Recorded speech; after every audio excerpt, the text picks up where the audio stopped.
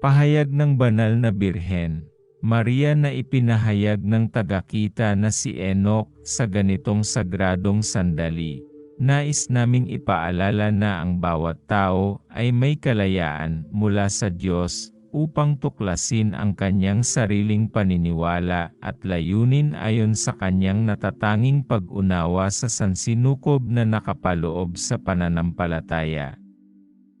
Ang kalayaang ito ay ipinapakita sa pagpili kung tatanggapin o hindi ang mga salita na may kinalaman sa kabanalan, maging ito man ay sa pamamagitan ng mga banal na kasulatan, mga tradisyon ng relihiyon, o personal na karanasan sa espiritual na buhay. Ituloy, O Espiritu Santo, punuin ang mga puso ng mga taong mapagkumbaba sa iyo, at magningning ang apoy ng iyong banal na pag-ibig sa kanilang mga kaluluwa. Palayain ang iyong hininga at ang lahat ng nilalang ay mabubuhay muli, nagbabago ang mukha ng mundo. Hinihiling namin sa iyo, O Panginoon, na sa liwanag ng banal na Espiritu, liwanagan ang mga puso ng iyong mga tapat na alagad. Bigyan mo kami ng karunungan upang makapamili sa ilalim ng gabay ng Espiritu na ito at magpakasaya sa kanyang kaginhawahan sa pamamagitan ni Kristo, aming tagapagligtas. Amen. Sa harap ng kanyang paghahayag, ipinahayag ng Santisima Ina sa inyo, mga anak, na ang kaluwalhatian ng kalangitan ay inyong pagsaluhan, na nagbibigay ng malalim na pagpapala para sa inyong kapakanan at kaligtasan ng inyong mga kaluluwa. Magkakaroon ng mga palatandaan sa iba't ibang mga lugar, lalo na sa mga rehiyon na malayo sa espiritual na kahulugan. Ang maharlikang nagdusa sa gutom at salot ay nagsimulang lumuhod para sa mga bansa. May mga tao na lumihis ang kanilang mga mata mula sa Panginoon ng buhay. Marami sa kanilang mga mamamayan ang mawawala. Nagbabala ako sa inyo, mga supling ko, na kahit ang kaalaman ay hindi makakapigil sa darating na mga sakit. Sa pamamagitan lamang ng matatag na pananampalataya at tiwala na hindi nagugunaw sa Diyos, makakakita kayo ng kinakailangang pagpagaling. Mga anak, ipinagkakatiwala ko sa inyo ang mga banal na gamot mula sa langit sa pamamagitan ng aming tagapamagitan na si Maria Julen. Gamitin ito kapag magsimula ng kumalat ang mga sakit. Inilalagay ko sa inyong kamalayan na ang mga eliksiro na ito ay magiging epektibo lamang kung mananatiling matatag kayo sa inyong pananampalataya at itatag ang inyong tiwala sa kalooban ng inyong mga puso. Mga araw ng pagsubok ang darating sa inyo, o sambayanan ng Diyos. Huwag mawalan ng pag-asa at tiwala sa Panginoon.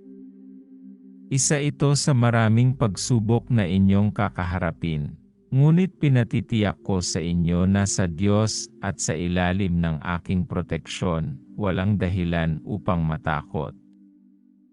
Ilagay ang mga selyadong papel na banal sa pinto ng inyong tahanan, at basahin ang pangangalaga ng dugo ng aking anak. Gawin ito araw-araw sa pagbubukang liwayway at paglubog ng araw upang maprotektahan ang inyong mga tahanan at mga mahal sa buhay mula sa anumang pinsala. Ito ang espiritual na depensa na magliligtas sa inyo mula sa tahimik na salot na magdudulot ng panganib sa maraming tao. Maintindihan ninyo, mga minamahal, na sa panahon ng kagipitan, hindi kayo pababayaan ng langit. Tandaan niyo na ang mga magiging harapin ang mga hamon na darating ay magiging mana ng aking Ama, na maninirahan sa kanyang bagong kaluwalhatian. Ihanda ang inyong mga sarili gamit ang mga banal na pampagamot upang mapanatili ang inyong kalusugan sa mga panahon ng salot at sakit na parating. Sa pagharap sa hamong ito, manatili kayo sa panalangin, mga anak, at huwag baliwalain ang pagdadasal ng banal na rosaryo. Huwag hayaang masorpresa ng kaaway ang inyong mga walang depensang espiritual na magdudulot ng hindi magandang mga pangyayari. Palakasin niyo ang proteksyon na ito sa inyong mga mahal sa buhay, upang masiguro na sila rin ay maprotektahan sa darating na paghatol mula sa langit. Sa sagradong sandaling ito, pinapasa ko sa inyo, mga minamahal na kapatid, ang isang kumpendyo ng mga utos mula sa ating kalangitan na Ina at ating manunubos na nilikha upang harapin ang mga hamon na haharapin natin. Sa abot ng inyong makakaya, isulat ang mga aral na ito sa isang papel na pergamino o itago ito upang gamitin sa mga panahon ng pangangailangan. Hinihikayat ko kayo na ibahagi ang mga banal na gabay na ito sa kahit kaninong puso na maabot niyo. Naway ang ilaw ng mga paghahayag na ito ay magbigay liwanag sa landas ng bawat kaluluwa na naghahanap ng walang hanggang katotohanan. Sa pagtutok sa mga gabay mula sa ating banal na Ina at Panginoong Jesucristo, itinuturo na magsuot ng talismans na may imahe ni San Benito sa mga panahon ng kalamidad tulad ng lindol, digmaan, pagbaha, at iba pang masasamang pangyayari. Awitin ang sumusunod na panalangin sa banal na bituin. Inaalay ko sa iyo ang aking pagsamba, itinalaga ko sa iyo ang aking debosyon. Yakapin kita, o banal na bituin ng aking tagapagligtas. Pag-iingatan mo kami, alagaan at ingatan ang aming buhay ng may parehong pagmamahal na ibinigay ni Jesus sa atin, sa pamamagitan ng iyong banal na larawan. Aalisin mo ang aking kaba upang ako ay magkaroon lamang ng kalinawan at kaligtasan sa mga oras ng matinding pagkabagabag. Mahalagang awitin ang panalangin ipinahayag ng ating tagapagligtas, o krus na nagmumula sa iisang pag-asa, at ang salita ay naging laman. O Jesucristo, pinakamataas na tagumpay laban sa kamatayan. Ipagkaloob ang proteksyon sa panahon ng digmaan at revolusyon. Inihayag ng ating manunubos na upang mapawi ang anumang takot at pagkabahala, dapat na hawakan sa inyong mga noo ang isang banal na imahen o medalya ni Maria Immaculada, na magliligtas sa katahimikan ng inyong mga puso at hindi kayo magiging natatakot. Sa 3 araw ng kadiliman, ang mga banal na ilaw lamang ang magbibigay liwanag, at isang ilaw lamang ang sapat para sa bawat tahanan. Sa panahong ito ng dilim, hindi bibigyan ng liwanag ang mga tahanan ng mga walang awa at mangmang. Payo ng Santissima Birhen, laging ilapit sa inyong sarili ang inyong mga kagamitan tulad ng mga kandelerong banal, amuleto, larawan, at iba pang banal na bagay, kung saan nagmumula ang lahat ng mga biyayang banal. Ang Santissima Ina ay nagpapahayag, mga anak ko, na ang pananampalataya at tiwala ay ang pinakamataas na panalangin na nararapat niyong abutin, mga kapatid. Ang mensahe na ipinaabot ng Santissima Birhen Maria ay sabay na babala at pangako ng kaginhawaan. Binibigyang diin na kahit na may darating na mga kalamidad tulad ng mga salot, sakit, at iba pa, hindi tayo dapat mawalan ng pananampalataya at tiwala sa Diyos. Kahit ang tukso na ilagay ang ating tiwala sa tao at siyensya ay matindi, sinisiguro ni Maria na sa pamamagitan lamang ng matibay na pananampalataya at tiwala sa Diyos makakamit natin ang kinakailangang pagbawi. Kaya kung tayo ay nakikipag-ugnayan sa Diyos at nasa pangangalaga ni Maria, walang dahilan para matakot kahit sa gitna ng mga pagsubok.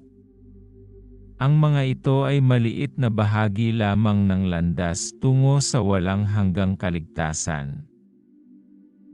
Mahalaga na tayo ay maghanda gamit ang mga banal na gamot mula sa langit at maglagay ng aming espiritual na armadura upang mapanatili at magtagumpay sa mga araw ng mga salot at karamdaman na darating. Idalangin natin sa Santissima Birhen Maria, Ina ng Diyos at Ina natin, na sa pamamagitan ng kanyang pagtawag sa amin, palakasin ang aming pananampalataya at tiwalang di malulugod sa Diyos. Amen.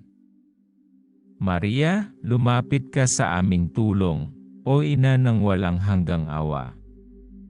Sa mga sandaling ang tulong ng tao ay nawawala, nananatili ang iyong presensya. Ipinapanalangin namin na ipakita mo ang iyong pagkainang ina sa mga sandaling mas mahalaga. Divina Maria, dumating ka sa aming tulong. O Ina ng walang hanggang awa. Amen. O maawain na Jesus, sa kanyang pagmamahal at pagpapatawad, hindi sa aming pagkakasala, kundi sa aming tiwala sa kanyang walang hanggang kabutihan. Amen. Ama na walang hanggan, tignan mo ang iyong awa sa buong sangkatauhan, lalo na sa mga nangaligaw. Amen. Lumapit tayo ngayon sa tulong ni San Miguel Arcangel, upang harapin ng may tiwala ang mga hamon na naghihintay sa atin. San Miguel Arcangel, ipagdasal mo kami sa labanan, maging aming proteksyon, laban sa mga panlilinlang ng kasamaan. Amen. Sa inyo, Jesus, Maria, at Jose, nakikita namin ang liwanag ng tunay na pag-ibig at may tiwala. Kami ay inihahandog sa inyo, ang banal na pamilya ng Nazaret. Amen. Banal na pamilya ng Nazaret, pakilusin niyo sa amin ang kamalayan ng kabanalan at kahalagahan ng pamilya.